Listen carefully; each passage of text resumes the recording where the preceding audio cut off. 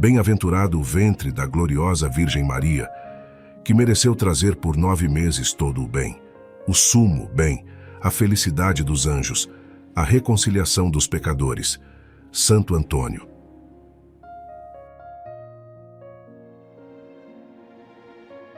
Por alguns ele é chamado de Santo Antônio de Lisboa, cidade onde nasceu. Outros preferem chamá-lo de Santo Antônio de Pádua, lembrando a cidade onde exerceu suas funções e nas cercanias da qual morreu. Cada um desejando a glória de que o santo tenha sido de sua cidade. Quem acabou resolvendo essa disputa foi o Papa Leão XIII, que chamou Antônio de o santo do mundo todo. E Leão XIII tinha razão. A devoção a Santo Antônio é universal. Ele é verdadeiramente Santo Antônio de todo o mundo. Embora tendo uma vida terrena curta, pois morreu aos 36 anos, tornou-se um dos santos mais populares do mundo, sendo venerado tanto no Oriente quanto no Ocidente, no Norte e no Sul. No Brasil, a devoção a Santo Antônio foi uma herança deixada pelos portugueses. Sua santidade, sua oratória e modo de ser, sua caridade, tudo isso contribuiu para que o nome de Santo Antônio corresse o mundo. Contudo, é inegável que os milagres a ele atribuídos ajudaram em muito o crescimento de sua popularidade. Durante seus sermões, ele falava uma só língua, porém, frequentemente, era entendido por pessoas de outros países que falavam outros idiomas. Seu provincial aproveitou-se desse fato miraculoso e o encarregou da ação apostólica contra os hereges na região da antiga România e no norte da Itália. Ele tornou-se então um extraordinário pregador popular. Falava numa língua e era compreendido por todos. Era tal a quantidade de fatos extraordinários e sobrenaturais que aconteciam durante suas pregações e depois delas, ou que eram obtidos através de suas orações e intercessão, que Frei Antônio é considerado o santo dos milagres. Sem dúvida, ele é o santo dos milagres. Se relacionarmos os milagres a ele atribuídos, chegaremos a um número impressionante. Pode ser até que essa tenha sido uma das causas de ele ter sido canonizado em menos de um ano após a morte. E isto é certo, pois a boca fala da abundância do coração. Assim como só quem admira pode entusiasmar, só quem é santo pode santificar. Santo Antônio nunca havia feito um sermão ou falado em público. Em certa ocasião, de 1221, em Forli, sendo ainda um jovem frade, ele recebeu a incumbência de ser o pregador numa cerimônia de ordenação sacerdotal de franciscanos e dominicanos. Era uma circunstância totalmente casual. Ele substituiria o pregador oficial, impossibilitado de comparecer. Por obediência, ele fez o sermão. Foi um sucesso. Mostrou-se tão dotado de conhecimentos e de eloquência, e suas palavras eram tão carregadas de fé e sobrenaturalidade que surpreendeu até seu provincial. Deixou todos admirados e maravilhados. Seus superiores na recém-fundada Ordem dos Franciscanos não tiveram dúvidas. Em nome da santa obediência, designaram Frei Antônio como o encarregado das pregações. Ele obedeceu. Foi o início de uma missão plena de sucessos e muitos frutos. Quando ele falava, as multidões acorriam ao local onde seria a pregação. Até os comerciantes fechavam seus estabelecimentos e iam ouvi-lo. As cidades onde ele pregava paravam, e a região em torno delas também parava.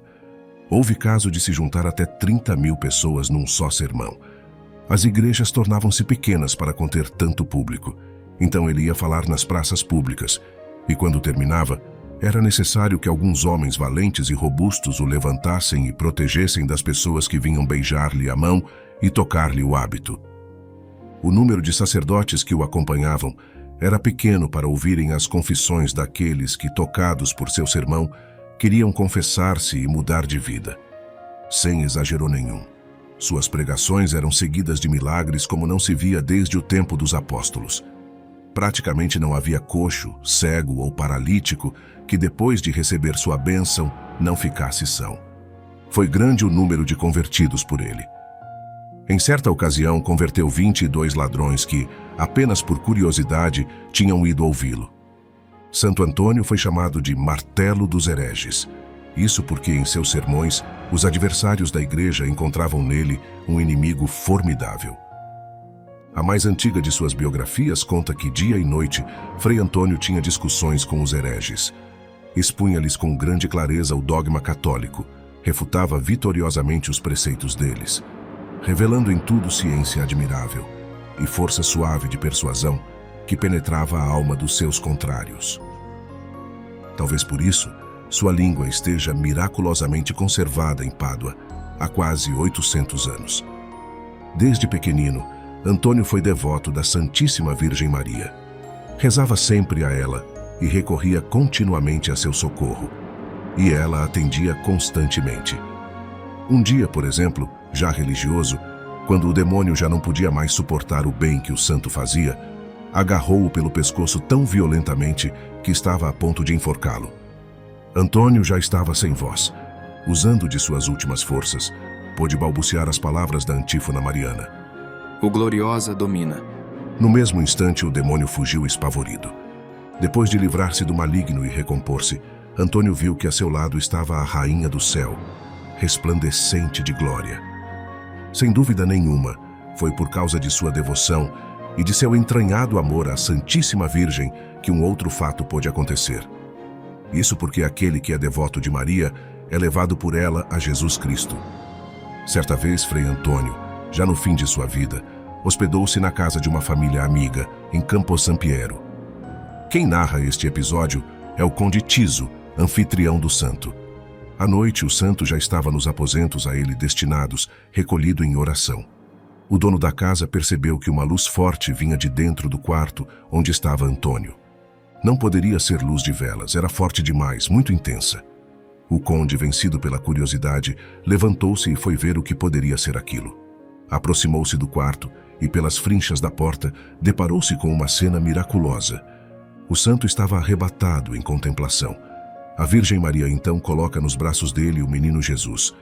O menino enlaça seus bracinhos ao pescoço do frade e amigavelmente conversa com ele. Sentindo que estava sendo observado, o santo procurou o conde Tiso e o fez jurar que só depois que ele morresse, o conde contaria o que tinha visto naquela noite. Foi esse o fato que deu motivo para que Santo Antônio fosse representado em suas imagens com o menino Jesus nos braços. Em Portugal houve um assassinato. Todas as suspeitas do crime indicavam o pai de Santo Antônio como sendo o criminoso. Mas isso era falso. Ele era, de fato, inocente. Veio o dia do julgamento. No tribunal, os juízes estavam a ponto de proferir a sentença que condenaria o acusado. No banco dos réus, o pai de Frei Antônio nada podia fazer. Não tinha defesa. No mesmo momento, na Itália, Santo Antônio estava fazendo um sermão em uma igreja. De repente, ele interrompeu suas palavras e ficou imóvel, como se estivesse dormindo em pé. Aconteceu que, nesse mesmo instante, Antônio foi visto na sala do júri em Portugal, conversando com os juízes. Por que tanta precipitação? Posso provar a inocência do meu pai. Senhores juízes, venham comigo até o cemitério. Eles aceitaram o convite. Chegando ao cemitério sem demora, Frei Antônio mandou que abrissem a sepultura onde estava enterrado o homem assassinado. Olhando para o cadáver já meio decomposto, perguntou ao defunto: Meu irmão, diga agora, diante de todos, se meu pai foi o assassino que lhe matou. Para espanto dos juízes e de todos que ali estavam, o defunto abriu a boca e disse pausadamente, como se estivesse medindo suas palavras: Não foi Martinho de Bulhões quem me matou. E tornou a calar-se. De uma maneira milagrosa, e pela intercessão de Santo Antônio, estava provada a inocência do seu pai. A verdade triunfou sobre a mentira e a calúnia. E aqui, o milagre foi duplo. Operou-se a bilocação, ato de uma pessoa estar milagrosamente em dois locais ao mesmo tempo, e o poder de reanimar os mortos. Apesar de ter apenas 34 anos, Antônio estava muito doente. Em 1229 foi morar no convento de Arcela, em Campo Sampiero. Mas não parou de exercer suas funções de pregador. Depois de pregar a quaresma de 1231, sentiu-se muito cansado. Ele precisava de repouso. Tentando dar a Frei Antônio descanso merecido e também necessário para sua sobrevivência, os frades fizeram para ele um quarto sobre os galhos de uma enorme nogueira, ali mesmo no mosteiro, em Campo Sampiero. Mesmo assim, o povo o procurava. Decidiram então levá-lo para Pádua. Cuidadosamente prepararam um carro puxado por bois, agasalharam bem o enfermo e deram início à longa viagem. No caminho, Antônio foi piorando. Pararam então em um povoado onde havia um convento franciscano. O santo estava no fim. Sua saúde deteriorava constantemente e ele sofria muito. Precisava ficar sentado constantemente, pois só assim conseguia respirar. Mas não deixava de cumprir suas obrigações religiosas. Rezava constantemente, até que, vendo o fim acercar-se, pediu o santo viático e a unção dos enfermos. Tendo recebido os sacramentos finais, despediu-se de todos e cantou para Nossa Senhora toda a antífona. Ó Virgem gloriosa, que estais acima das estrelas. Em seguida, ergueu os olhos para o céu. Todos os presentes o ouviram dizer: Estou vendo o Senhor. Pouco depois morreu. Era o dia 13 de junho de 1231. Frei Antônio estava com 36 anos de idade. Nesse momento, em Pádua, onde ele não tinha conseguido chegar, um bando de crianças saiu espontaneamente pelas ruas gritando: O santo morreu! O santo morreu! Ao mesmo tempo, em Lisboa, sua cidade natal, os sinos puseram-se a tocar sozinhos. O povo saiu às ruas para ver o que acontecera. Somente mais tarde foi que souberam por quem os sinos dobravam.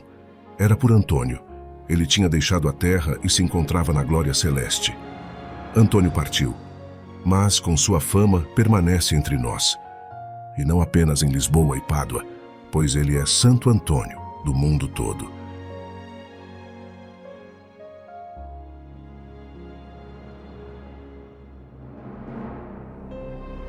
Ó grande e bem-amado, Santo Antônio de Pádua, vosso amor a Deus e ao próximo, vosso exemplo de vida cristã, fizeram de vós um dos maiores santos da Igreja. Eu vos suplico tomar sob vossa proteção valiosa minhas ocupações, empreendimentos e toda a minha vida. Estou persuadido de que nenhum mal poderá atingir-me enquanto estiver sob vossa proteção. Protegei-me e defendei-me. Sou um pobre pecador.